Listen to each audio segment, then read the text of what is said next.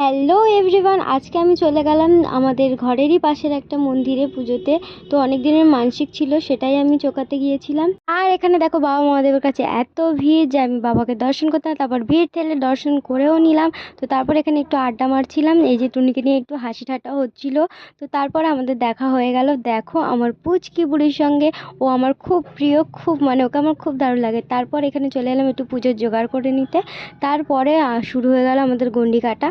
তো গন্ডি কাটতে কাটতেই তারপর দেখলাম কি মা এসেছে, মানে মা মনসার ভর হচ্ছে। তো অনেক দিনের ইচ্ছে ছিল ভর সামনাসামনি দেখার, সেই আশা পূর্ণ হলো। আর এখানে দেখো আমাদের মালসায় আগুন দেওয়া মানসিক পূর্ণ হলো। তো তারপরে আমরা পুষ্পাঞ্জলি দিয়ে ঘরে চলে গিয়েছিলাম আর চেঞ্জ করে আবার মন্দিরে এসেছিলাম, কারণ ডালা তুলতে হতো, মন্দির পরিষ্কার করতে হতো, সেই জন্য।